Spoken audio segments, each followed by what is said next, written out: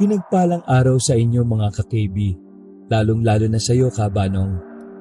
Tawagin niyo na lamang po ko sa pangalang Elmer. Ang karanasan na aking ibabahagi ay nangyari noong nasa puder pa kami ng angkan namin sa Marinduque. Mahirap lang ang buhay namin ni tatay noon.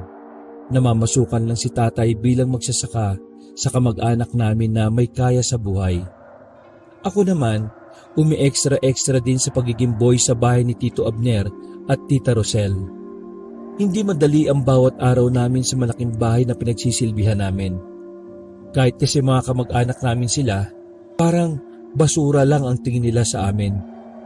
Si Tito Abner ay pinsang buo ng tatay ko. Ang kwento sa akin ni tatay, mabait naman noon si Tito Abner.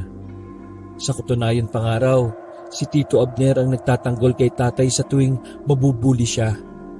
Pero siyempre noon yun. Lahat ng tao ay nagbabago. Lalo na kapag yumayaman. Andoy, huwag ka na muna magsasaka sa mga susunod na buwan ha. Pero ako'y papagawa sa'yo. Nasa bakuran kami ng bahay nila noong gabing yon. Inistorbo ni Tito Abner ang paglilinis namin para lang sa iuutos niya. Abay, mukhang may ibang racket yan insan ah. Sige, ano bang gagawin ko? Basta bukas ng gabi ay sasabihin ko sa'yo. Huwag mo nang isama tong anak mo ha. Wala namang silbi yan doon eh. Paglinisin mo na lang dito. Tito, kung ayos lang, baka pwede na po kaming makasahod ni tatay kasi... Uy, ano ka ba? Huwag ka nga magmadali. Lumapit sa akin ng bahagya si Tito Abner. Inayos niya ang marumi kong kwelyo. Alam mo Elmer, babayaran ko naman kayo eh. Pero huwag ka magmadali ha. Alam mo namang maiksi ang pasensya ko. Kapag ako napikon, baka mawalan kayo ng tirahan. Insan, pagpasensyaan mo na yung anak ko. Minsan kasi apurado talaga yan eh. Baka may gusto lang bilhin. Pero ayaw mo insan, ako nang bahala dyan. Tiningnan ako ni Tito Abner mula ulo hanggang paa. Para siyang nandidiri sa itsura ko. Hindi ko na lang pinansin kasi sanay naman na ako sa kanya. Basta Andoy, bukas ha, ganitong oras pumunta ka sa akin. May papagawa ako sa'yo. Kapag nagawa mo yon, papasuhurin ko na kayo. Bago umalis si Tito Abner, binugahan niya pa ako ng usok. Maubo-ubo pa ako ng malanghap yon. Hinila naman ako ni tatay papunta sa gilid ng bahay. Tumingin muna siya sandali kung may makakarinig. Alam ko naman kung ano ang sasabihin niya. Pero pagagalitan lang pala ako. Ano ka ba? Mapapalayas tayo sa ginagawa mo eh. Gumalang ka nga sa tito mo. Gumalang tay? Paano may gagalang yung ganung tao? Tinatrato tayong basura tay. Bulik ka ba sa mga ginagawa niya sa atin? Anong gagawin ko? Kakalabanin ko si Abner. Anong laban natin doon? Tay naman eh. Siyempre hindi. Ang gusto ko lang, maging patas naman siya sa atin. Sa ibang trabahador niya, pinapasahod niya ng tama sa oras. Tayo, hindi. Tapos, minsan kung sigaw-sigaw niya tayo, parang nabili na niya yung pagkatao natin. Tapos sasabihin mo na naman na magpakumbaba tayo, tay. Babang-baba na nga tayo eh. Wala na tayong ibababa pa. Anak, wala tayong ibang magagawa kundi magtiis. Wala na tayong ibang mapupuntahan. Dito lang. Hayaan mo. Kapag tayo nakapag-ipon, hahanap tayo ng ibang mapapasukan. Yun nga ang problema tay eh. Kaya hindi tayo makapag-ipon. Kasi laging iniipit ang sahod natin. Diyos ko naman, kayo nang ang bahala. Nakakasawa ng ipaglaban ng dignidad natin kasi kayo mismo eh, wala kayong pinapakitang lakas ng loob. Sa inis ko noon kay tatay, iniwan ko siyang mag-isa. Yun ang unang pag-uusap namin na masasabi kong nagalit talaga ako sa kanya. Lagi na lang kasi siyang nagpapakababa. Parang wala siyang pakialam kung yurakan kami palagi ni Tito Abner. Naintindihan ko naman na kailangan namin magtiis para mabuhay. Pero minsan, hindi ko maiwasang isipin na mas ayos pang maghirap sa lansangan kaysa pahirapan ng sarili mong kamag-anak. Oh, bakit nakasimangot ka na naman dyan? Napalingon ako sa kaliwa nang marinig ko ang tinig ni Enteng. Nakatambay lang kasi ako noon sa ilalim ng puno ng bayabas. Di yun kalayuan sa bahay nila Tito Abner. Pinagalitan ka na naman ba ni Mang Abner? Hindi. Naiinis lang ako kay tatay. Parang wala man lang siyang bayag para ipagtanggol yung karapatan namin eh. Hindi na naman kayo sinahuran ano?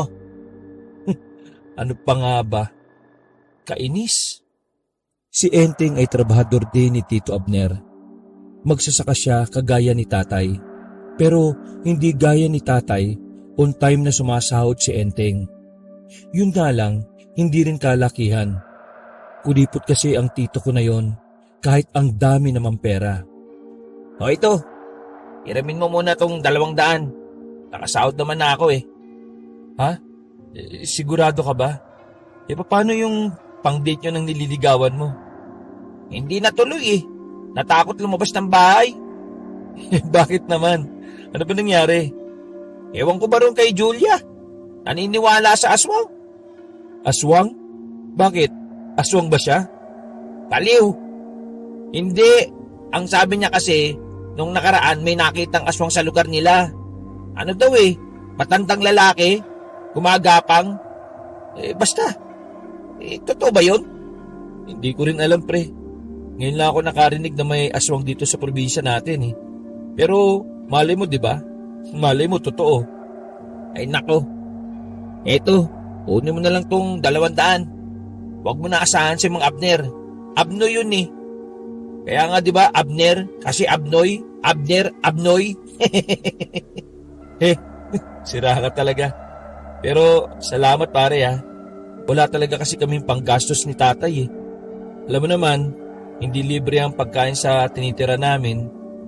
Wala yun pre. Sino-sino bang magtutulungan kundi tayo lang naman di bang mga mahihirap? Nagkatapikan kami ng balikat. Laking pasalamat ko na lang talaga dahil nakilala ko si Enteng. Siya na rin kasi ang nagiging sandalan ko kapag sobrang gipit kami. Magaling kasing mag-ipit ng pera si Enteng, kaya nakakaipon kahit na papano. Kinabukasan ng gabi, narinig kong pinatawag ni Tito Abner si tatay. Medyo hindi maganda ang kutob ko, kaya naman palima kong sumunod. Walang tao masyado sa bahay nila. Lingid sa kaalaman nila tatay na nakikinig ako. Mula sa maliit na siwang ng pintuan, saksi ako sa pinag-uusapan nila. Andoy, minsan may papagawa ko sa'yo ha. Alam kong gagawin mo ito dahil kilala kita. Para sa pera, gagawin mo ang lahat. Hindi naman sa pera, insan. Basta, paggawa ko lang ng maayos ang trabaho ko masaya na ako. Ay nako, huwag ka nang magpaka-plastic. Lahat tayo kailangan ng pera.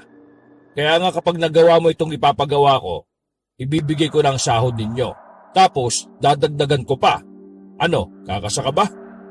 Syempre naman insan. Pero, ano bang gagawin? May gusto kasi akong kunin na lupa sa kabilang nayon. Ang kaso, ayaw pumayag na may-ari ng lupa kung ako ang bibili. Kaya ikaw ngayon ang haharap sa kanya. Kapag pumayag siya, tiba-tiba ka. Kaya dapat galingan mo. Insan, legal ba tong gagawin natin? Baka mamaya Andoy. Para saan ba ang pagiging legal kung lahat ng gusto kong gawin ay magagawa ko? Tama man o mali? Hindi na nakapagsalita si tatay. Nakita ko sa mukha niya na parang nagdadalawang isip siya. Pero ganun pa man, sadyang hindi talaga talent ni tatay ang pagtanggi. Pumayag siya kahit hindi siya sigurado kung anong kakahantungan nun. Bago kami matuloy ni tatay, sinubukan ko siyang kausapin tungkol doon. Pero sa halip na magkaintindihan kami, lalo lang kaming nagtalo. Para din naman sa atin ang gagawin kong ito Tsaka, sisiguraduhin ko naman na magiging mapayapang usapan. Ay nako, bahala na nga kayo tay. Kahit kailan naman hindi niyo ako pinakinggan Natulog kami na may samaan ng loob nung gabing yon. Kinabukasan, paggising ay hindi pa rin kami nagpansinan ni tatay. Dakong alas 7 na ng umaga ay pinuntahan na siya ni Tito Abner sa tinutuluyan naming dating kulungan ng kambing. Umalis din sila kaagad. Medyo masama talaga ang kutob ko nung araw na yon. Kinakabahan ako lalo na nang makita kong may mga nakasukbit na baril ang mga tauhan ng tito ko. Tinuon ko na lang ang atensyon ko sa mga gawain para hindi ko maisip ang inis kay tatay. Habang nagwawalis ako, hindi ko sinasadyang maatrasan ko ang pinsan kong si Bornok. Galit niya akong itinulak palayo. Hoy, bulag ka ba? Di mo ba nakita na bago lang itong suot kong sapatos tapos tinapakan mo lang? Nagdalawang isip pa ako kung hihingi ako ng sorry. Si Bornok kasi yung tipo ng tao na kahit ilang beses mong sapakin, hindi niya deserve ang sorry ng kahit na sino. Napakasama kasi ng ugali nun. Mas malala pa yung puno kaysa sa bunga. Hoy, hingi ka ba? Di mo ba narinig yung sinabi ko? Bago itong sapatos ko. Ano naman ngayon? Ano bang pwede kong gawin? Linisan mo, malamang. Gusto mo ba, padilaan ko pa sa'yo? Nakaramdam ako ng pangiinsulto sa sinabi niya. Mas nakakaya pa kasi dahil nandoon ang mga kaklase niya. Nagaya niya, mga wala rin namang utak sa klase. Kumuha na lang ako ng malinis na basahan. Kahit na nilalamon ako ng hiya, pinunasan ko ang bago niyang sapatos. Hindi ko tinigilan hanggat kumikintab. Tawanan lang sila ng tawanan. Pag-alis nila, nagsarado na lang ang kamao ko. Kung may malilipatan na lang ako. Matagal ko nang nilumpo sa bugbog si Bornok. Hayaan mo na. Ganyan talaga mga lata. Maingay kapag walang laman. Oh, kanina ka pa ba dyan? Hindi, kararating ko lang. Nandito lang ako para magpaalam kay Mang Abner na hindi muna ako makakapagsaka bukas. Bakit? Anong nangyari? Wala pa kasi si Tito dyan eh. Hindi pa sila nakakauwi. Kasama nila si tatay. Ganun ba? Uy, ayos ka lang ba? Bakit wala ka bukas? Ayos lang naman ako. Pupunta ko kasi si Julia eh. Formal ako magpapakilala sa mga magulang niya. Talaga? Seryoso ka na sa kay Julia niyan ha? Pagbuti mo pre ha? Siya nga pala. Naniniwala ka ba sa aswang? Ha? Aswang na naman? Di ba napag-usapan na natin niya kahapon? Natanong ko lang naman. Para namang kapag nakita kami ni Julia may alam ako sa ganun. Malamang kasi yun ang una niyang ikukwento eh. Naku, wala rin akong alam sa aswang eh. Ang alam ko lang, takot sila sa bawang at asin. Hanip ah, hindi pa sinamaan ng suka para masarap na sausawan na. Sira, narinig ko lang naman yun sa mga matatanda dati. O sige, balik na lang ako mamaya kapag nandito na sila Mang Abner. O sige pre, ingat. Nang matapos ko na ang lahat ng gawain, naglakad na rin ako patungo sa likuran ng bahay nila. Doon kasi nakatirik ang kahoy naming bahay. Dakong alas 9 na ng gabi, nang marinig kong kakarating lang nila ni tatay. Sumilip ako agad sa bintana namin. Kakaiba ang ngiti ni Tito Abner. Habang si tatay naman ay hindi man lang magawang ngumiti kahit na kaunti. Bagay na nagdulot ng pagtataka sa akin. Good job, insan. Kahit kailan talaga maaasahan kita. Sahod mo. Tapos, dinagdagan ko pa yan ha. Matapos tapikin sa balikat si tatay, umalis na rin si Tito Abner kasama ang mga bataan niya na nakalitaw ang baril sa tagaliran. Pagpasok naman ni tatay, sinalubong ko kagad siya dahil hindi talaga ako mapalagay. Tay, sabihin mo nga sa akin, anong nangyari sa lakad niyo? Umupo si tatay sa gilid. Hindi siya makatingin na maayos sa akin. Parang nag-aalangan din siyang magsalita dahil uutal-utal. Ano lang. Okay. Okay na. Pumayag naman yung may-ari. Napapayag niyo? Bumili ka ng makakain, yung masarap. May sahod tayo, bilis. Nagugutom ako. Nilapag niya ang pera sa lamesa at lumabas para magbanyo. Napatigil na lang ako sandali Dahil sa puntong yon, alam kong may hindi sinasabi si tatay sa akin.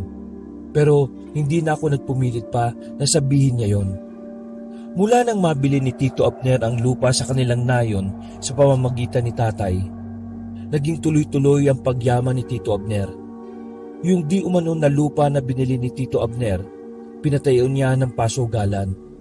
At ang nakakatawa pa, kaming dalawa ni tatay ang nangangalaga noon. Pinilit niya kasi si tatay na kami ang magpatakbo noon.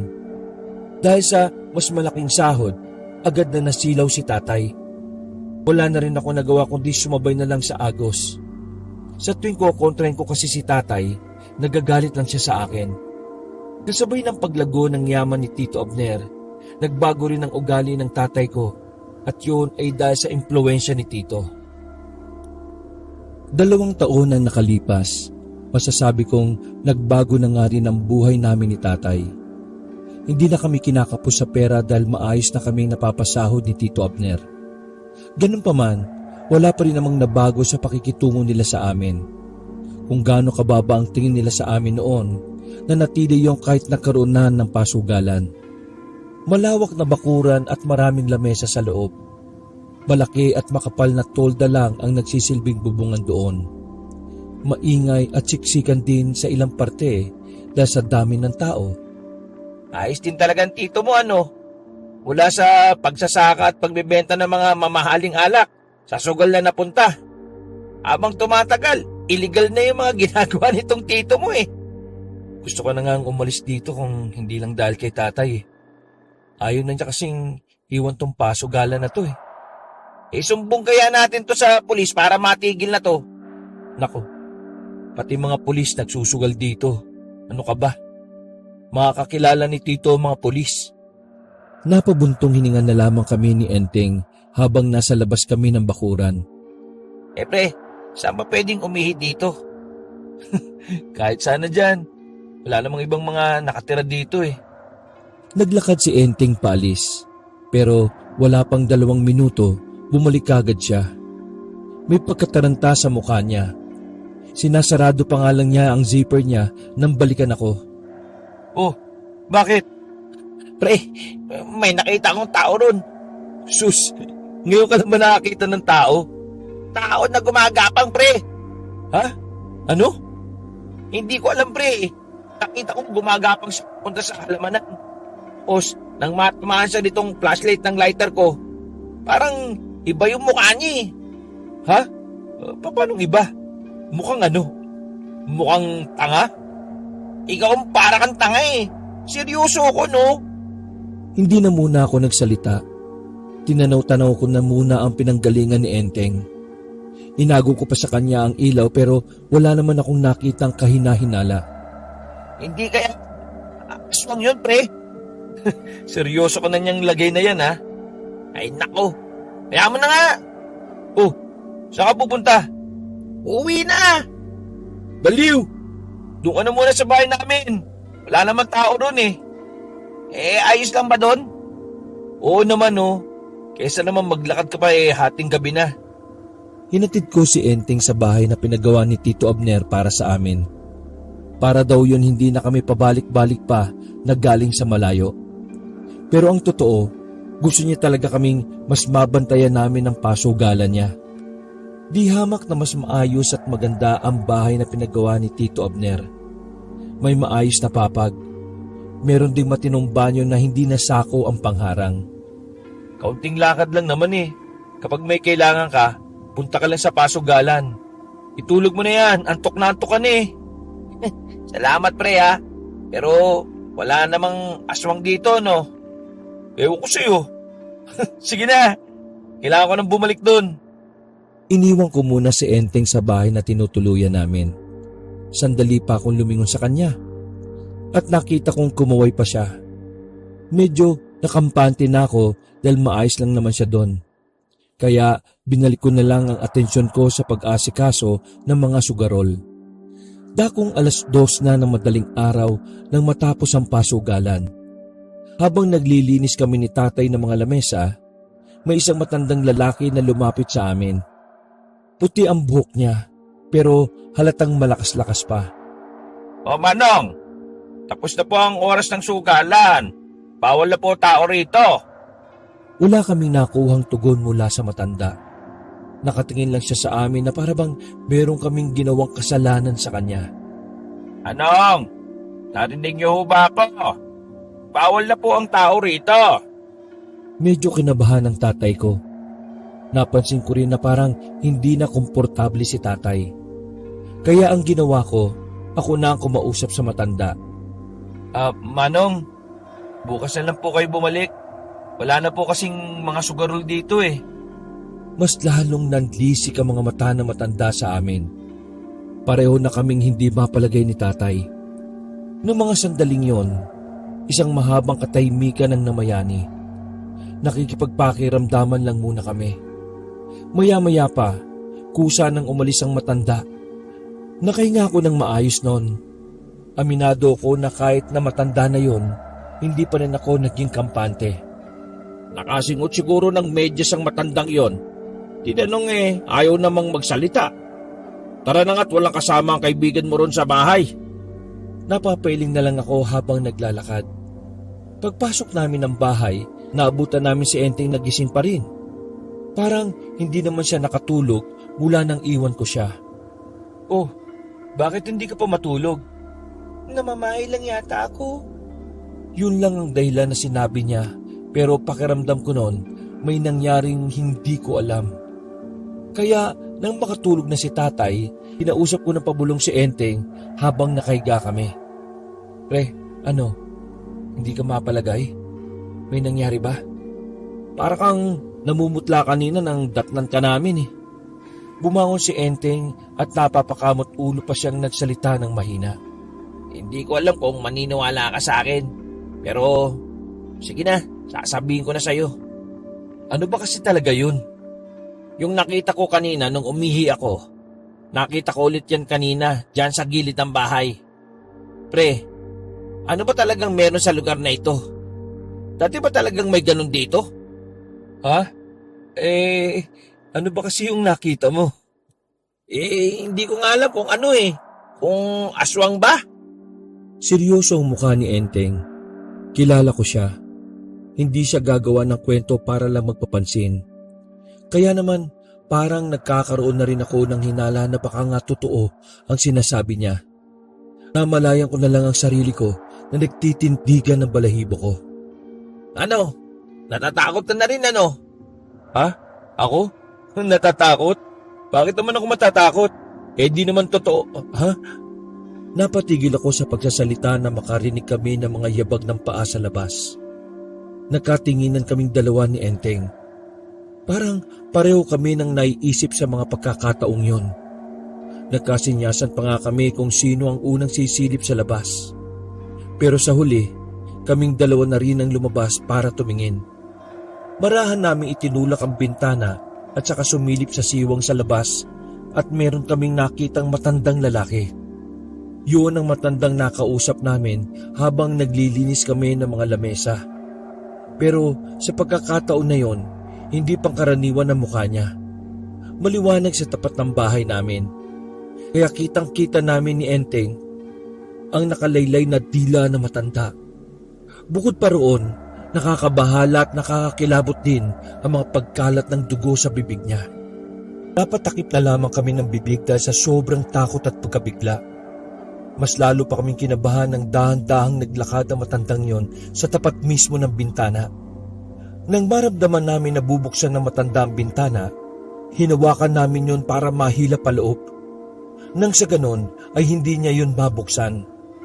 Nung sandaling yon kabanong, naniniwala na ako kay Enteng na aswang nga ang nakikita niya. At ang matandang yon ay isang aswang. Todo hila kami sa bintana. Nakahinga lang kami ng maayos nang maramdaman namin na wala ng aswang sa labas. Sinubukan namin nagisingin si tatay noon pero sa halip na maniwala, sinabi na lang niya sa amin na pusa lang daw yon. Dahil sa pangyayaring yon ay nanatiling mulat ang mga mata namin.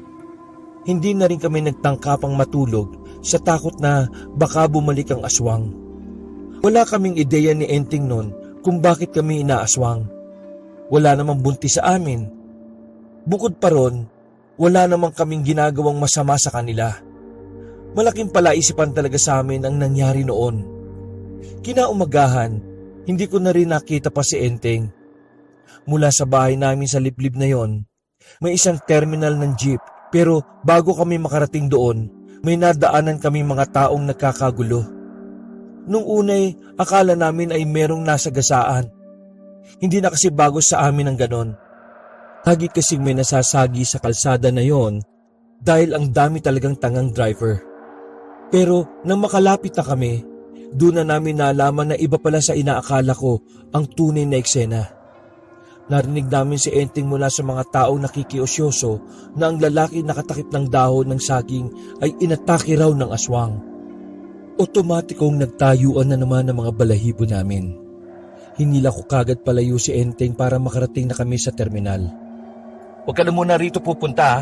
Pakiramdam ko talaga may aswang sa area na ito eh. Bilis, sumakay ka na.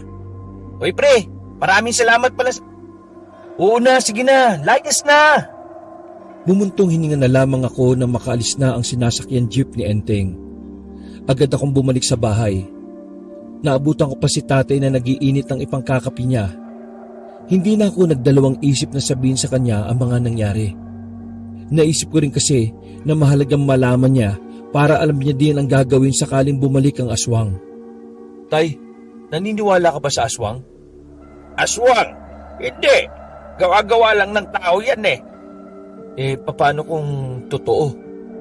Hindi yan totoo. Alam mo kasi, sabi ng napag-aralan ko nung araw, yung mga aswang ay inimbento lang ng mga Kastila para takutin ng mga Pilipino. Kaya sa paglipas ng henerasyon, nagpasalin-salin ng mga paniniwala. Alam mo anak, ang problema kasi sa mga Pinoy mahilig silang maniwala sa mga kwentong bayan. Kaya tuloy, madaling matuto mga Pilipino kahit nasa ibang paraan. May nakita kaming aswang ni Enteng kagabi tay eh. Napatigil si tatay sa pagnguya ng kamuting kahoy. Yung tingin niya sa akin ay para siyang naaalibadbaran. Masasabi ko lang na hindi totoo mga aswang tapos ano yung pinagsasabi mo? Malapit sa terminal, may natagpo ang bangkay ng lalaki. Galing dito yung lalaki yung sa sugalan natin kagabi. Ang sabi ng mga naroon, aswang daw ang pumatay. Yan na nga sinasabi ko. Madaling maloko ang Totoo nga sila tay. Bakit ba ayaw niyong maniwala? paano ako maniniwala? Alam mo ikaw, Elmer, nagbago na kami eh. Mula nung magsasama ka dyan sa Enteng na yan. Ikaw nagbago tay. Mula na mapunta tayo rito sa sugalan, hindi na kita naramdaman bilang tatay eh. Hindi ka na marunong makinig sa akin. Naalamo ka na yata ng pera eh. Hindi maganda yung sinasabi mo ha, Elmer. Sinasabi ko sa iyo. O bakit? Totoo naman tay ah. Dahil kahit papano, nakikinig ka sa mga sinasabi ko sa'yo. Ngayon, magsalita pa lang ako eh. Parang naiirita ka na. Sabihin mo nga sa akin, ano ba talaga yung ginawa niyo noon sa matanda para makuha yung lupa? Bakit nagbago ka na ng ganyan? Biglang natameme si tatay. Sa tuwing binabanggit ko yon, parang lagi siyang natataranta. Hindi mapakali at parang may trauma sa mukha niya. Mabuti pa eh. Ano? Iibayin mo na naman ang usapan. Sagutin mo ang tanong ko Tumingin sa akin ng seryoso si tatay. Nang magsasalita na sana siya nang biglang dumating si Tito Abner. Kaaga-agay nakikinangan ng mga alas niya sa katawan. Umusok-usok pa ang bibig niya. Andoy, kumusta naman ang pasugalan? Wala man lang paalam si Tito Abner at kinuha niya kagad ng isang upuan. Ang mga tauhan naman niya ay nasa labas lang at naghihintay. Ayos na ko, insan. Teka, nandito mga kinanta natin kagabi. Nagmamadaling kinuha ng tatay ko ang pera sa maliit na kabinet at saka ibinigay kay Tito Abner. Ito na ba lahat? Insan, wala na akong binawas dyan. Ito, 100. 100? Ibababa ko muna ang sahod mo ha. Nagpapatayo pa kasi ako ng isa pang pasugalan sa kabila eh. Hindi ko na napigilan ng sarili ko kaya sumagot na ako sa usapan nila. Tito Abner, hindi naman yata tama yan.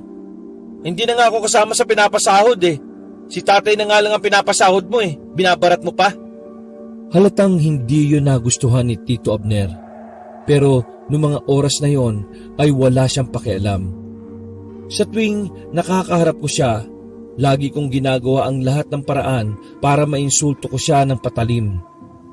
Lagi kong ginagawa ang lahat para lang mainsulto ko siya ng palihim. Wala kang pakialam. Huwag kang makisali sa usapan namin. Sampid ka lang dito. Manahimik kapag ignorante. Isa pa, pwede ba? Huwag mo na nga akong tawaging Tito Abner. Tawagin mo akong boss. Ikaw din Nantoy. Hindi tayo gaya ng dati na pamilyang turingan dito. At ang boss at mga tauhan ko, kayo. Ano, naintindihan nyo ba?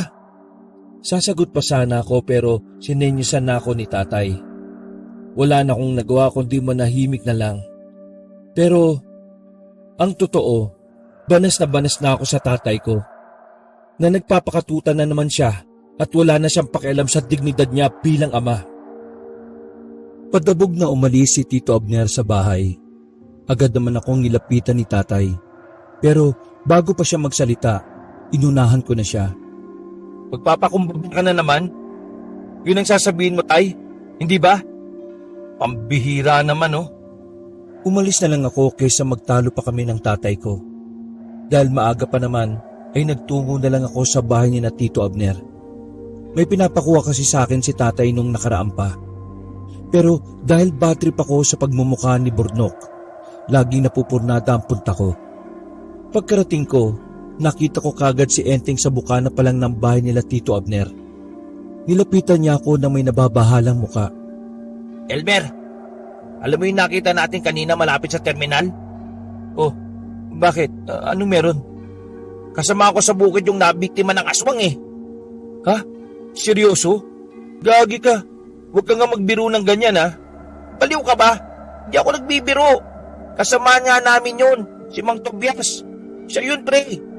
Ang sabi kasi kagabi, nagsugal daw yun dun sa sugalan ninyo. Tapos pag-uwi siguro, tsaka siya inatake. Putya. Pre, kung ako sa'yo, umalis na kayo ng tatay mo ron. Kasi kapag tumagal, pati kayo biktima ng aswang na yan eh. Napaisip ako sa sinabi ni Enteng. Kung ako nga lang din ang masusunod, ayaw ko na sa lugar na yon. Bukod kasi sa liblib, parang ang bigat-bigat ng pakiramdam ko kapag naroon kami. Pero alam kong malabo namang sumama sa akin si tatay sa pag-alis. Hindi niya kayang iwan ang pasugalan. Bago ko umalis sa bahay nila Tito Abner, nakita ko pa si Tito Abner na nagbibilang ng pera sa sala nila. Habang nakatingin ako sa kanya, hindi pa rin nawawala sa isipan ko na baka may pinagawa siya kay tatay na iligal. Pampera talaga tong siraulong to. Babagsak ka rin. Ilang araw pa ang nakalipas, mas lalong dumami ang mga dumatayo sa gabi para lang magsugal. Sa sobrang dami, pinalawak pa ni Tito Abner ang bakuran. Tuwang-tuwa ang tito kong demonyo dahil sa dami ng perang nakukuha niya sa sugalan. Habang ang tatay ko naman, nagtitiis na naman sa mababang sahod. O sige, magsugal lang kayo. Maraming yumayaman sa sugal. Nagtawanan pa ang mga sugarol na parang walang mga sariling utak. Napapailing na lang ako. Lalo na nang makita kong pati si tatay ay nakikitawa na rin. Sa araw-araw na ginawa ng Diyos na inaasikaso ko mga sugarol, palagi kong iniisip kung paano ko mapapasara ang pasugalan na yon. Hindi rin naman ako makalapit sa mga pulis dahil alam kong mas papanigan lang nila si Tito Abner. Masyado kasing maimpluwensya si Tito. Kaya malaya niyang nagagawa lahat ng kahayupan niya. Habang apala ko, biglang may pumasok sa isipan ko.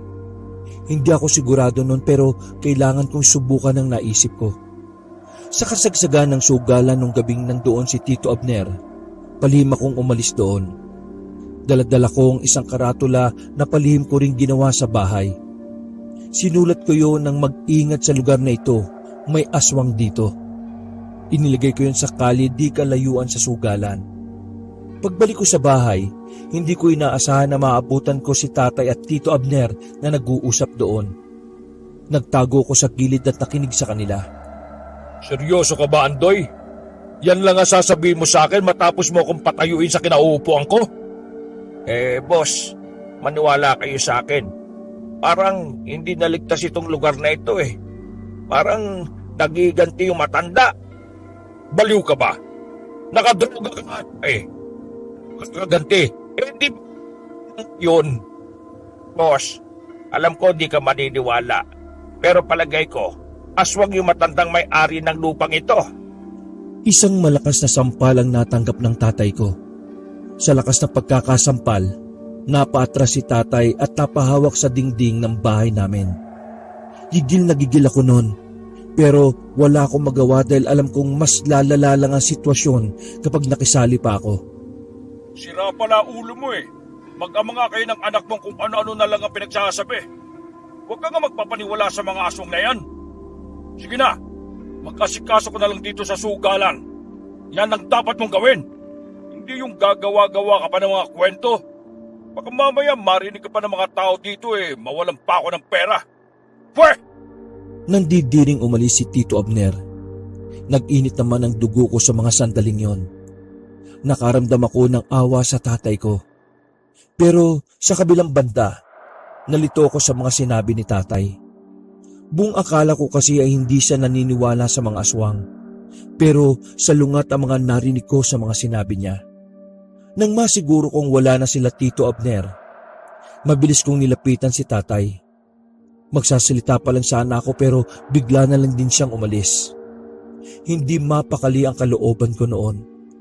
Dahil sa mga nalaman ko, hinala ko noon na baka pinatay nila ang dating may-ari ng lupa. At malakas talaga ang kutob ko na yun lang ang ginawa nilang paraan para maangkin ang lupa. Pero ang mas kinakabahala ko, papaano kung totoong aswang ang matandang napatay nila? Malaki ang tsansa na unang mapapahamak ay ang tatay ko. Nagdaan pa ang ilang minuto. Unti-unti nang nag-alisan na ang mga sugarol. Kakaunti na lang ang natira sa bakura namin. Maya-maya pa, nagulat na lang kaming lahat nang may isang lalaking bumalik. Takot na takot siya at namumula ang mukha. Pero mas kinagulat namin nang sabihin niyang hinablot daw ng aswang ang kasama niyang naglalakad. Nung una'y pinagtawanan lang siya ng mga iba pang mga naroon. Pero sa mga sumunod na mga eksena, nakita na lang namin na matandang mahaba ang buhok na lumabas mula sa kadiliman. Tumayo siya sa tapat ng pasugalan. Kinumpirma naman ng lalaki na yun nga ang humila sa kasama niya. Sa takot, nagtayuan ang mga nagsusugal. At saka sumiksik sa isang sulok. Kaming dalawa na lamang ni tatay ang tila napakulang sa kinatatayuan. Ikaw at ang ama mo, magbabayad kaya! Normal lang na naglakad ang matanda pa alis. Kita ko naman sa mukha ng tatay ko ang labis na takot at pagkabalisa. Nagmamadali rin na nagtayuan at nagtakbuhan paalis ang mga nagsusugal. Kaming dalawa na lang ni tatay ang naiwan. Pareho kaming hindi alam ang unang gagawin. Kung tatakbo rin ba kami paalis at kung pupuntahan ba namin si Tito Abner na pareho naman naming alam na hindi maniniwala sa amin. Nang mahimasmasan naman ang bahagya, dinala ko ang tatay ko sa loob ng bahay namin. Sinarado ko ang lahat ng bintana at kinandado ang pintuan. Alam kong naniniwala ka sa aswang, tay. Umamin ka nga sa akin. Anong ginawa niyo doon sa matandang may-ari ng lupang to? Nanginginig si tatay noon. Kahit hindi pa siya nagsasalita, binubunyag siya ng kanyang mga mata. Tay, umamin ka na. Bago pa dumating ang punto na tayo naman ang mamatay. Huminga ng malalim ang tatay ko. Umupo siya sa gilid ng lamesa at napasalok ng tubig sabay inom. Nung gabing yon, dumating kami rito ng gabing yon na kasama ko yung mga tauhan ni Abner na may dalang pera para sana ipambabayad sa matanda. Kaso, kahit ako na ang kausap niya, tumanggi pa rin siya. Nalaman niya pa rin na pinadala lang ako ni Abner. Halos 1 oras ako nakikiusap sa matanda pero nagalit lang siya sa akin. Paalis na sana kami ng mga kasama ko nang biglang bumaba ng sasakyan si Abner. Siya ang pumilit sa matanda. Pero ayaw pa rin. Kumuha ng baril si Abner at pinilit niya akong hawakan yon. Sinabi niya sa akin na barilin ko raw yung matanda para wala nang problema. Pero ayoko talagang gawin yung ganun eh. Pero tinakot ako ni Abner. Kapag hindi ko binaril ang matanda, ikaw naman daw ang ipapapatay niya. Siyempre kahit masama ang pumatay ng tao ayaw ko rin naman na ikaw ang mawala. Kaya kahit masakit sa kalooban ko, kinalabit ko yung gatilyo. Parang nanlambot ang tuhod ko sa mga nalaman ko mula kay tatay. Umiyak na siya sa mga sandaling yon. Bakas na talagang nagsisisi siya sa kanyang ginawa. Bago mangyari ang lahat ng iyon, may ilang kaming nakausap tungkol sa matanda. Ang sabi nila, hindi raw dapat namin ginagambala ang matanda. At ang sabi pa ng iba aswang nga daw yung matandang iyon. Yun at may angkan pa raw siya sa iba't ibang nayon. Pero hindi namin yun inintindi. Inisip namin na tinatakot lang kami ng mga taong nakausap namin. Ngayon, napagtanto ko na baka nga totoo mga sinasabi sa amin nila noon. Malakas ang kutob ko ngayon na gumaganti na sila. Inuunti-unti nila hanggang sa ako na ang isusunod nila at si Tito Abner. Napakawalang niya talaga ang Abner na yan Yan kasi ang sinasabi ko sa inyo, tay. Naging sunod-sunuran ka sa hayop na yun. Kaya ngayon, ikaw ang nalalagay sa alanganin. Bakit ba kasi hindi nyo kaya maging matapang para sa sarili ninyo? Hanggang kailan pa kayo hahalik sa paa ng taong wala namang ginawang mabuti? Alam kong nasaktan ng tatay ko sa sinabi kong yon. Pero hindi ko yung binawi. Alam ko na kailangan niyang marinig ang mga salitang yon. Nang sa ganon, ay magising siya sa katotohanan. Aalis na tayo dito. Papabayaan natin tong pesting sugalan na ito bago pa tayo mismong mamatay.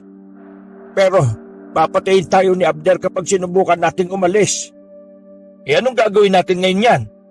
Maghihintay kung kailan tayo mapapatay ng aswang? Manatili tayo rito. Aalis lang tayo kapag pati si Abner ang nakakita dun sa aswang. Ikilan pa yan, tay. Ano ba naman kayo? Gamitin nyo nga utak nyo. Hindi pwedeng maghintay tayo palagi sa pagkakataon lalo na kung buhay na ang usapan dito. Ay, bebe. Wala akong pakialam kung masaktan ka. Kung yun ang paraan para lang gumising ka sa katotohanan, gagawin ko yun ng paulit-ulit. Ngayon, tay, ikaw ang makinig sa akin. Sa ayaw at sa gusto mo, bukas ng umaga alis tayo rito. Kung talagang mahalaga ako sa inyo, ngayon, ako naman ang pakinggan nyo. Naiintindihan nyo ba ako, tay?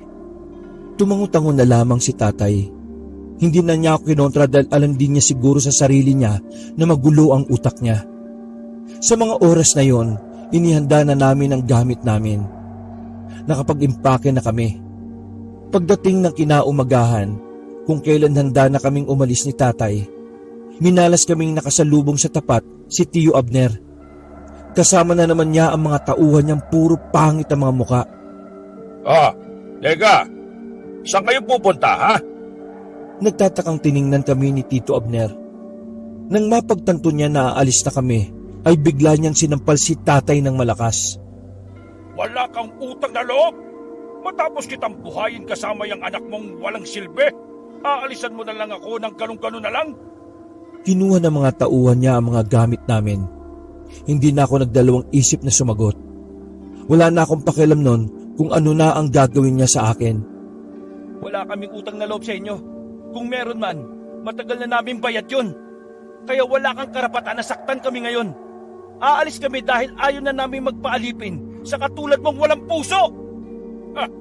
Aba, matabil na talaga ang dila mong hinayupa ka. Aktong susuntukin ako ni Tito Abner nang humarang si tatay. Sinalag niya ang kamao ni Tito. Tama na, insan. Tama na yung kasamaan mo. Marami ka nang nasirang buhay sa mga kagustuhan mong mas lalo pang yumaman. Nakikiusap ako sa iyo. Hayaan mo na kami. At wag mo na kaming sasaktan. Lalo na ang anak ko. Padabog na inalis ni Tito Abner ang pagkakahawak sa kanya ni tatay. Saan ka ba kumukuha ng lakas para lumabang ka sa akin, ha? Anong pinagmamalaki mo? Yang purol mong pangil? Kahit kagatin mo ako, hindi ka makakasugat. Gumaganti na sila, insan. Tayo na ang susunod nila, kaya ihanda mo ang sarili mo. Ano ba pinagsasabi mong tanga ka? Aswang ang matandang may-ari ng lupang ito. At hindi siya nag-iisa. Marami sila. Nagpaparamdam na sila para iparating sa atin ang binabalak nilang paghihigante. Manahimik ka! Ayokong pakinggan niyang kabaliwan mo. Anong aswang-aswang? Walang ganon. Mas naniniwala pa ako na mamamatay ka ngayon kaysa sa aswang na yan. Inagaw ni Tito ang baril ng isa sa mga tauhan niya at tinutok kay tatay. Mabuti na lang at dumating ang anak nitong si Burnok. Pagiwang-gewang pang tumatakbo palapit sa amin, kaya sandaling natigilan si Tito Abner. Baba, si Mama! Umiiyak siya na parang batang hindi napasuso. Inis na inis si Tito Abner kaya binatukan siya ng malakas. Si Mama! Pinatay siya! Parang gumuho ang mundo ni Tito Abner ng mga sandaling yon. Kahit naggalit ako sa kanya, hindi pa rin maiwasang mabigla sa nangyari. Hindi na tinuloy ni Tito Abner ang binabalak niya sa amin. Nagpaiwan na lang siya na magbabantay sa amin at umalis na rin siya kaagad. Wala kaming ideya ni tatay kung ano ba talaga ang nangyari kay Tita Amira. Basta ang alam lang namin ni tatay, noong araw na yon dapat pauwi na si Tita Amira galing sa ibang probinsya. Kinagabihan, napilitan na lang kami ni tatay na mag-operate ng pasugalan. Lagi kasi nila kaming tinututukan ng baril. Kakaunti lang ang mga tao sa pasugalan noon. Naging epektibo kasi ang inilagay kong karatula sa kalye. Bilang sa daliri ang mga lamesang okupado. Tay, kapag hindi nakatingin yung mga bantay, tumakbo na kagad tayo. Anak, baril ang dala nila, hindi kutsilyo. Huwag tayong padalos-dalos. Maghintay tayo ng tamang pagkakataon. Wala kaming ginawa sa mga sumunod na oras. Habang ganun kami, hindi namin maiwasang hindi kabahan. Hindi kasi nagkakamali ang kutob namin ni tatay. Ramdam namin na darating ang mga aswang. Maya-maya pa, napatigil kaming lahat nang may marinig kaming malakas na sigaw. Hindi yun sigaw ng pangkaraniwang tao. Sigaw yun ng isang nilalang na parang nagtatawag ng kasama. Nagkatingin na kami ng tatay ko. Yun na kasi ang bagay na ayaw namin mangyari. Pero sa mga sandaling yon, alam naming paparating na ang mga aswang. Kumilos lang kami ng normal ni tatay. Kahit napalakas ng palakas ang sigaw, maging ang mga nagbabantay sa amin ay nagkakatinginan na rin. Nagtataka at naguguluhan sa kanilang naririnig. Kayo mga bantay, ihanda nyo na mga sarili ninyo. Paparating na ang mga aswang! Ngunit sa halip na paniwalaan si tatay, tumingin lang sila at saka tumawa. Pero taliwas sa tawa nila ang pinapakita ng kanilang mga mata. Halatang nangangamba rin sila. Hinayaan na lamang sila ng tatay ko. Hinanda na lang din namin ang mga sarili namin. Matapos ang sunod-sunod na sigawan mula sa kagubatan, nakaramdam na rin kami na parang may mga paparating. Sa puntong yon ay tumigil na sa pagsusugal ang mga naroroon. Nagtayuan na rin sila at kanya-kanyang umatras. Yung mga bantay naman namin ay pumwesto na sa harapan ng bakod. Tay, kapag nawala itong dalawang bantay sa likuran natin, tumakas na tayo. Sumang-ayon sa akin si tatay. Talagang pinakikinggan na niya ako. Kasi kung hindi, baka maging hapunan pa kami ng mga mababangis na nilalang. Nagdaan pa ang ilang minuto. Bigla na lamang may mga lumabas na tao sa madidilim na parte ng area na yon. Nagawa pang kausapin ng mga bantay at tanungin kung sino sila. Pero pag-angil lang ang naging tugon ng mga yon. Dahil doon, nagpaputok na ang mga bantay namin. Pati yung dalawang bantay namin sa likuran namin ay humanay na rin sa mga kasama nila. Tay, tara na! Umatras kami ng tatay ko at dumaan kami pabalik sa bahay. Kumuha pa ng itak si tatay doon sa bahay at ang bag niya. Bago kami umalis, pinagmasdan pa namin ang pagkakagulo. Kahit na nababaril sila, mabangis pa rin ang mga aswang. Nakaramdam kami ng awa sa mga sugarol na namatay. Pero mas pinili na lang din naming iligtas ang sarili namin. Karipas kami ng takbo ni tatay. Hindi namin alam kung saan ang direksyon ng tinatahak namin. Basta diniretso lang namin ang daan mula sa likurang bahay namin. Nakapasok na kami sa kagubatan. Kahit na nakalayo na kami, hindi pa rin kami naging kampante. Makailang ulit pa kaming naglilingon. Pahinto-hinto at patingin-tingin sa bawat sulok ng kadiliman. Sabi pa sa amin ng mga nakausap namin, dati may mga baryo daw na mga aswang eh. Yung baryo daw na yon ay pagmamay-ari ng matandang napatay namin. Kung ganun, talagang malaki ang galit ng mga aswang kay Tito Abner. Oo, hindi lang sa kanya, sa akin din. Ako ang kumakalabit ng gatilyo ng baril na napapatay na matanda eh. Tay, kasalanan to lahat ng pinsan mong masama ang budi eh. Kung hindi dahil sa kanya, wala naman tayo sa ganitong sitwasyon eh. Kinarma na siya sa pagkawala ng asawa niya. Buti nga. Anak, kahit pa anong sama ng tao, hindi pa rin tayo dapat sumang-ayon sa pagiging miserable nila. Kasi kung ganon, wala tayo ipagkakaiba sa kanila. May punto naman ng tatay ko. Kaya hindi ko na siya kinontra pa. Matapos ng makapagpahinga, ay nagpatuloy na rin kami sa paglalakad. Tumagos na kami sa isang kalye. Hindi namin alam kung saan papunta. Pero sa awa ng Diyos, may napadaan na truck ng gulay. Nakiusap kami kaya naisakay naman kami sa likuran. Nakababa kami sa bandang terminal ng tricycle. Malapit lamang yon sa bahay nila Tito Abner. Naisipan namin sumilip sa bahay nila para sana alamin kung naroon na ba si Enteng. Magpapatulong kasi sana kami kay Enteng na maihatid kami sa bayan. Meron kasing motorsiklo ang tatay ni Enteng. Ang kaso, wala doon si Enteng noong mga sandaling yon. Aksidente naman naming napakinggan ang nangyayari sa loob ng sala.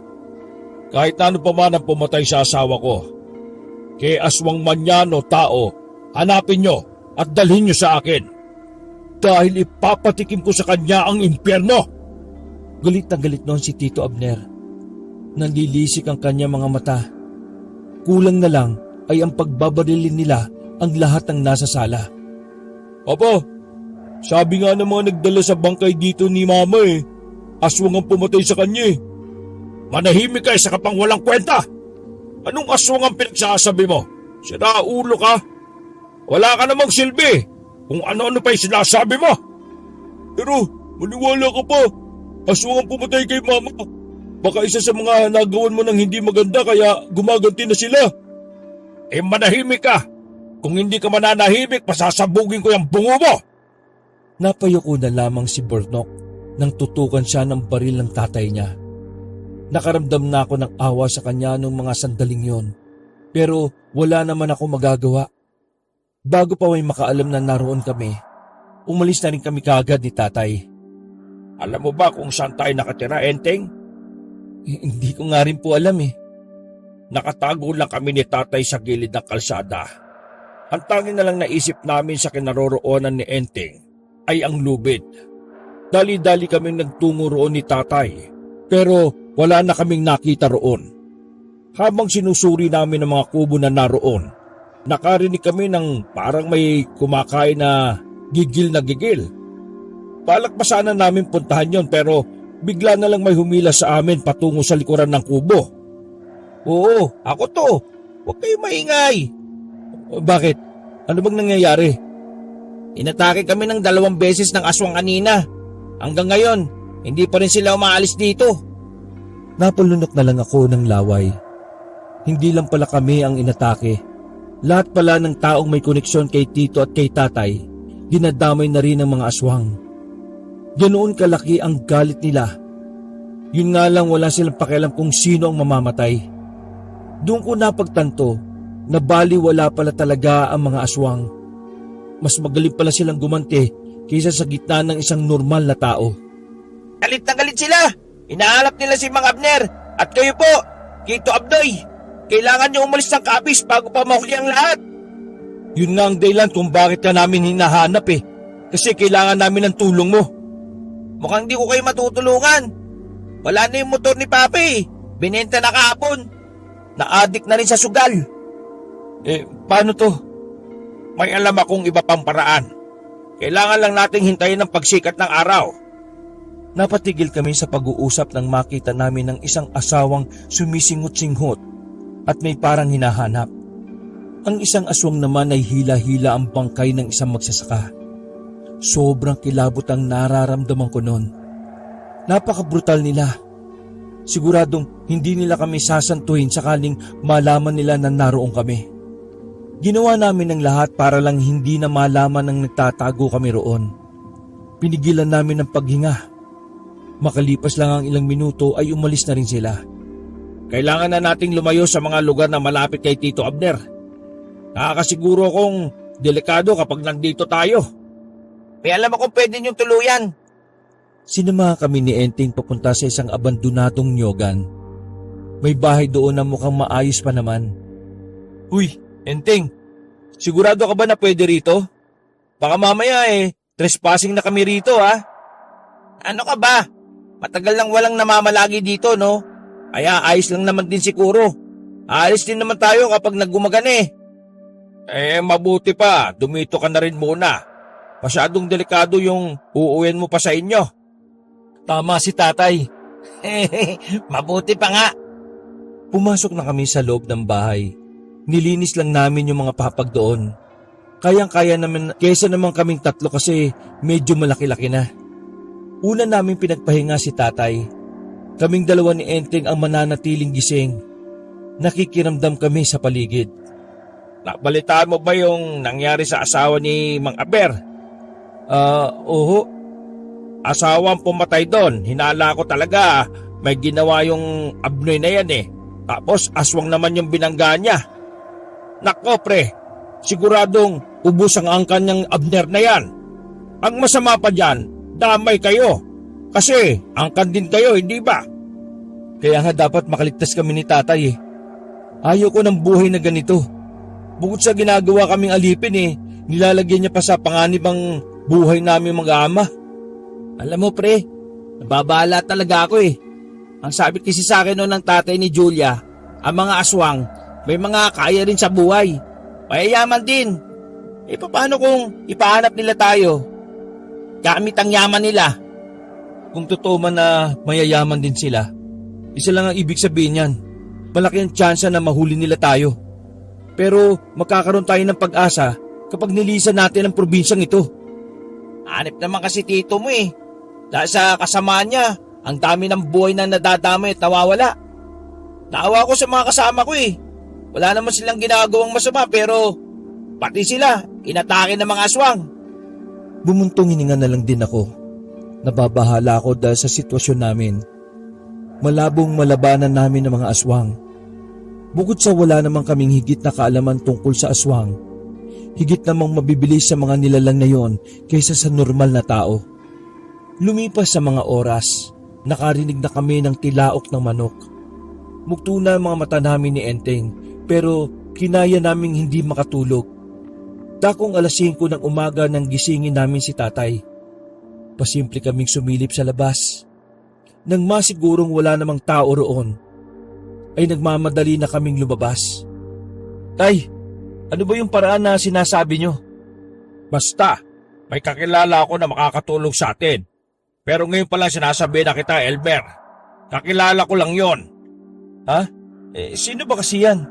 Basta, bilisan na lang natin maglakad. Halos 1.5 oras kaming naglakad. Narating namin ang isang barangay. Pumasok kami roon at tumigil sa isang bahay na medyo may kalakihan. Nandito na tayo.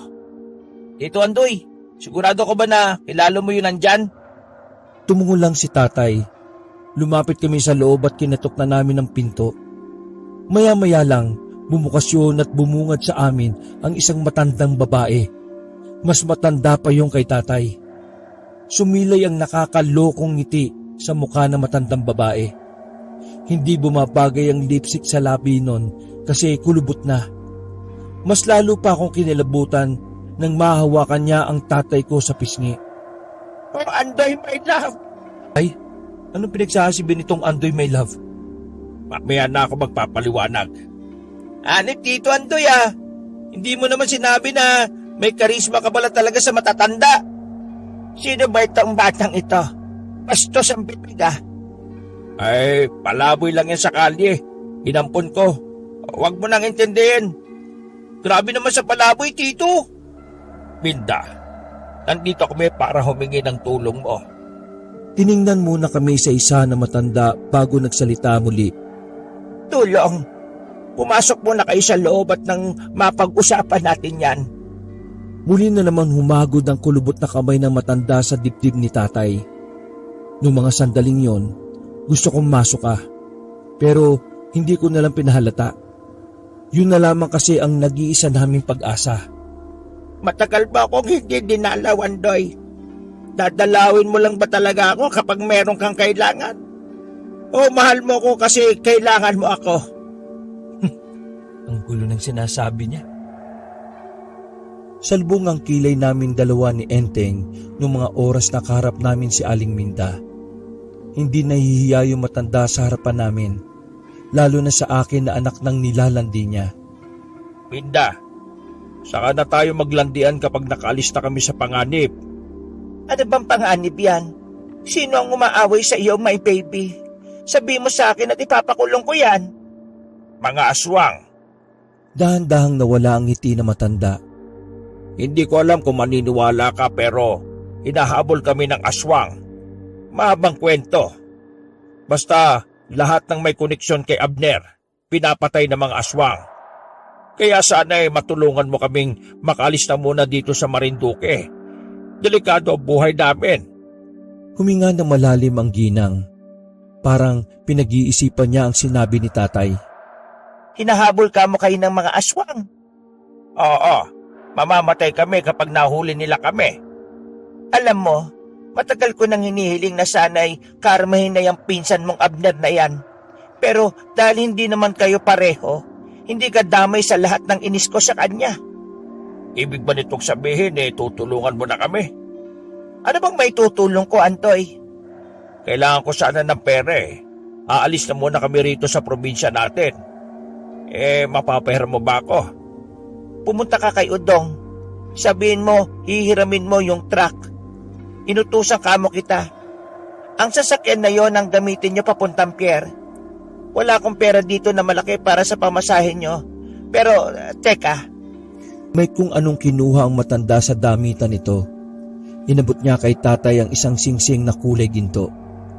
Hindi ko alam kung magkano ang halaga niyan. Binenta lang sa akin yan na matandang manghihilot noong araw. Hindi ko naman masuot kasi malaki. Ayan, bahala ka na dyan. Naku Minda, maraming salamat. Maaasahan ka talaga kahit na kailan. Andoy, hindi to libre ha? Isang halik na tatagal ng 15 segundo ang kapalit nitong tulong na ito. Sa sinabing yon ni Aling Minda ay hindi na namin napigil ni Enteng ang sarili namin. Naubo-ubo kami. Nang maramdaman namin na masusuka na kami, ay agad kaming lumabas ng bahay. Makalipas ang ilang segundo, lumabas na rin ang tatay ko na padura-dura pa. Habang si Aling Minda naman ay abot langit ang ngiti. Andoy, mag-iingat kayo sa inyong lakad ha. Salamat sa halik. Mwah, chup-chup. Naglakad na lang kami paalis. Hindi ako makapaniwala na nakipaghalikan ng tatay ko sa halos nanay na niya. Iba rin pala tama nun sa'yo tayo, no? Kakaiba ka talaga, Tito. Gagawin mo lahat para kay Elmer. Hoy, mga sira ulo. Ang malaga ngayon ay may tsansa na tayo makaligtas. Pinuntahan namin ang truck na pagmamay-ari ni Aling Minda. Medyo luma na ang truck kaya ang sabi sa amin ng lalaking si Udong, hindi kami pwede magpatakbo ng mabilis. Sinimulan namin ang biyahe. Sa mga unang oras naman ay maayos naman ang truck. Pero habang lumalayo ang tinatahak namin ay parang bibigay na siya. Tanghali pa lang ay wala pa kami sa bayan. Sobrang bagal pa ng pagpapatakbo namin. Lintik naman buhay to. Mukhang di pa aabot yung truck na to sa bayan na. Paano natin mabebenta tong singsing na dala natin? Hindi na ba talaga kaya? Bagalan na lang natin. Diyos ko, mas mabagal pa tayo sa pagong 15 minutos lang yata ang nakalipas, tumirik na ang truck nang medyo paakyat na ang dinadaanan namin. Wala kaming nagawa kundi ang tumigil na lang muna sa gilid. Sinubukan pang ayusin ni tatay pero wala na talaga. Pre, mukhang malas tayo ah. Umara na lang tayo kung may mapapadaan. Baka naman pwede makasabay tayo ulit. Umupo na lang kami sa gilid. Mga ilang sandali lang, nakatanaw na kami ng kulay puting van. Nagkaroon kami ng pag-asa. Tumayo na kami at 3 na kaming pumara. Sobrang saya namin nang hinintuan kami noon. Pero pagbukas ng van, nagulat kaming 3 nang makitang nasa loob si Tito Abner. Kasama niya ang mga tauhan niya. Kagabi pa kita hinahanap, Pandoy. Dito ka lang pala lilitaw. Wala na kaming nagawa nang tutukan nila kami ng baril. Sumakay na lang kami. Akala mo ba matatakasan niyo ako? Hindi. Sama-sama tayong lalasapin ng karma. Talian ng mga aso na yan. Baka makatakas na naman eh. Abner, hayaan mo na ako. Gusto ko lang naman ng tahimik na buhay eh. Huwag ka makasalili, Andoy. Namatayan ako dahil sa mga punyemas na aswang na yan. Kung ako nawalan, dapat ikaw din.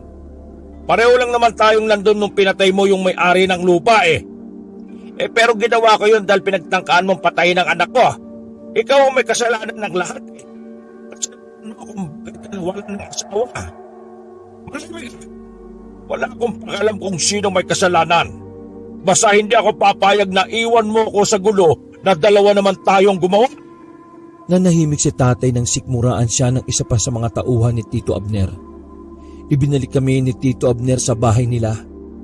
Itinali nila kami sa mga haligi para hindi kami makaalis. Kayo, pagandaan niyo ang pagdating ng mga aswang. Papatay natin ng mga salot. Agad na kumilos sa mga tauhan niya. Siya naman ay naiwan sa sala kasama namin. Hawak-hawak niya ang 45 na baril. Para na siyang nababaliw. Nagagawa pa niyang ngumiti-ngiti at tumawa kahit kamamatay lang ni tita. Pagsapit ng gabi, lumabas si Tito Abner kasama ang 2 niyang kabata. Lumabas si Tito Abner kasama ang 2 niyang bataan. Siya naman dating ni Bornok, naggaling pa sa 2nd palapag. Napansin namin na may black eye si Bornok. Namamaga din ang kaliwang pisngi. Bornok, anong nangyari dyan sa mukha mo? Nagdadalawang isip pa si Bornok sabihin, pero alam naman namin ni tatay na si Tito Abner ang may kagagawan nun. Napakahayop talaga ng tatay mo, no? Ikaw ba ang pinagbuntungan niya? Hindi nagsalita si Bornok. Tumayo lang siya at parang kaunti na lang ay mapapaiyak na. Bornok, alam kong kahit paano hindi ka kagaya ng tatay mo. Pero kung magtutulungan tayo, pare-pareho tayo makakalaya sa kasamaan niya. Tumingin sa akin si Bornok ng makahulugan. Kahit matakas ako si Papa, wala na rin namang saysay ang buhay ko eh. Si Mama lang naman ang nag-iisang kakampi ko sa bahay na ito. Ngayon wala na siya. Wala nang dahilan para mabuhay pa. Sasaluhin ko na lang ang lahat ng galit ni... Tanga! Anong tingin mo kay tatay? Kahit napakasutil mong tao, anak din ang turing niya sa'yo. Mas pinapaborong ka pa nga niya minsan kaysa sa akin. Kaya anong sinasabi mong wala ka ng kakampi? Ayan si tatay ako, si Enteng. Pwede tayo maging magkakampi. Parang napaisip si Bornok. Hindi na siya nakasagot na makabalik na si Tito Abner. Parang basang sisiw si Bornok na gumilid habang nakayuko. Sumapit ang 11:00 ng gabi. Sobrang tahimik na ng paligid. Si Abner ay nasa tapat ng bahay. Nakaabang sila sa mga aswang. Bornok, pakiusap. Tulungan mo kami. Uy! Tumingin lang si Bornok sa amin habang nakaupo siya sa hagdanan. Sandali siyang sumilip sa bintana. Maya-maya pa, nagparamdam na nga ang mga aswang. Nakita naming naalarma na ang mga armadong lalaki. Si Bornok naman, umakyat sandali sa itaas at pagbaba niya ay may daladala na siyang bag. Tatawagin ko pa sana siya na magpaputok na sila Tito Abner sa labas. May mga aswang na sa labas, pre. Ang dami nila, gagi. Tapos na tayo nito. Nagulat na lang kami nang lapitan kami ni Bornok. May dala siyang kutsilyo. Akala namin ay sasaksakin niya kami. Pero isa-isa niyang tinanggal ang tali sa kamay namin. Nang makalaya na kami, dumukot naman si Burnok ng baril. Pinagbababaril niya ang mga tauhan ni Tito na nakakita sa amin. Dito! Bilis! Dumaan kami sa likuran ng bahay. Ang kaso, maging sa parting yun pala ay may nakaabang namang mga aswang. Hindi nagdalawang isip si Burnok na barilin ng mga yon. Nagpulasan ng mga aswang. Pinauna niya kaming makalabas. Pinagbabaril niya muna ang mga aswang na nakatungtong sa bubungan nila. Elmer! Saluin mo! Binuton niya sa akin ang susi ng kotse niya. Pero tinamaan ako sa muka. Gayunpaman, binigay ko kagad yung kay tatay. Burnok! Bilisan mo na! Tara na! Tumakbo kaming sabay-sabay patungo sa pinagparadahan ng sasakyan niya. Pero sa harap pala mismo ng bahay nila, naroon ang mas marami pang aswang. Kinailangan namin makalapit ng palihim. Sinamantala na namin ang pagkakataon na magkakaputukan at nagkagulo-gulo pa. Marahang kaming naglakad sa gilid. Nang makapasok na kami sa loob ng sasakyan, biglang ayaw pumasok ni Burnok. O ano? Pumasok ka na! Diyos ko naman to! Oh. Mauna na kayo. Babalikan ko si Papa. Ay walang iya. Babalikan mo pa yung demonyong yon? Uy, tatay ko pa rin siya, no? At umasa pa rin ako na magbabago siya. Uy, Burnok! Wala na kaming nagawa nang bumalik si Burnok sa pinanggalingan namin. Isinarado na lang namin ang sasakyan. Hindi na muna namin in-start para hindi kami makaagaw ng atensyon sa mga aswang. Yaan niyo siya. Ganun niya kamahal ang tatay niya eh. Hindi natin pwedeng pigilan yon. Iiwan na lang ba natin si Burnok? Wala tayong magagawa eh. Kung hihintayin natin siya, mapapansin na tayo ng mga aswang dito. Tay, maghintay pa tayo konti. Sige na, kahit sandali lang. Pre, hayaan na natin si Burnok. Isasama niya sa atin ang tatay niya. Tayo naman ang aabulin ng mga aswang. Elmer, kailangan mong tanggapin na minsan, kailangan mo namang unahin ang sarili mo kaysa sa ibang tao. Yan ang natutunan ko sa lahat ng mga desisyong ginawa ko para kay Abner. Hindi na ako nakasabat. Kahit gustuin ko mang makasama sa amin si Burnok, hindi ko na rin mapipilit pa. In-start na ni tatay ang sasakyan. Pagkaliwanag sa harapan, napatingin sa amin ng ibang aswang na nakaabang. Mabilis silang nagsigapangan. Agad namang kumambyo si tatay at saka pinihit ang manibela. Nang madaanan namin ang likod bahay nila Burnok, nakita namin siyang papalabas na at kasama si Tito Abner. Hinahabol din sila ng mga aswang. Hinintuan namin sila saglit. Pero nang makita ni Burnok na mapapahama kami kapag sumakay sila, sumenyas na lang si Burnok na umalis na kami. Ngumiti na lang siya sa amin. At nung oras na yon ay narinig ko pa ang huling sinabi ni Tito Abner. Wala ka! Naawa ko kay Burnok noon. Hanggang sa huling sandali, wala pa rin talagang pagpapahalaga sa kanya si Tito. Kahit na iniligtas pa niya yon mula sa mga aswang. Nakatakas kami sa mga aswang, pero hindi namin sigurado noon kung nakaligtas rin ba sila Burnok. Sa lagay kasi nila, malabong makalis pa sila noon dahil nakapalibot sa kanila ang mga aswang. Nakarating kami ng pier. Inumaga kami roon dahil sa pag-iisip kung ano ang nangyari kay Burnok. At dahil wala pa rin naman kaming perang pamasahe, hindi na kami nakatiis na balikan siya sa bahay nila. Nagbabaka sakali lang kami na baka nabuhay pa siya. Pagdating namin doon, inabutan namin ng sandamakmak na bangkay sa paligid. Wala na roon si Burnok at Tio Abner. Buong akala namin, namatay na sila pero may kutob si tatay na baka nakataka sila. Kasi nawala rin yung isang van na nakaparada. Pumunta kami ng ospital sa bayan. Nandun nga si Burnok at kritikal ang lagay niya dahil sa dami ng kalmot sa katawan. Hindi naman pinalad si Tito Abner. Naiyak na lang kami kasi kahit hindi niya gusto ang tatay niya, naisama niya pa talaga sa ospital si Tito Abner. Ginawa niya ang makakaya niya para iligtas si Tito. Nang gumaling na si Burnok, isinama namin siya sa Maynila. Lahat ng inipong pera ni Burnok, yun ang ginamit namin para makapagsimula. Naging parte na rin ng pamilya namin si Burnok. Si tatay ang nagparamdam ng pagmamahal na hindi na iparamdam sa kanya ni Tito. Mabait naman kasi si Bornok. Sadyang kulang lang siya sa pagmamahal kaya siya naging sutil. Hindi na kami bumalik sa Marinduque. Kahit si Enteng ay sumama na rin sa amin. Kabanong, hindi ko makakalimutan ng mga nangyari sa amin noon. Lahat ng pinagdaanan namin ang siyang naging pundasyon namin kung ano man kami ngayon. May natutunan ako sa ilang bagay na mga naranasan namin. Una, lahat ng kasamaan natin sa ibang tao ay babalik sa iyo ng mas higit pa. Pangalawa, hindi nabibili ng pera ang pagmamahal. Gaya na lang ng nangyari kay Bornok at sa tatay niya. At pangatlo, ang pagmamahal ng isang ama ay walang limitasyon. Handang magpakababa ang isang ama para lang protektahan ang kanyang anak. Bagay na ginawa noon ni tatay na hanggang ngayon, bit-bit ko pa rin sa puso ko. Wakas,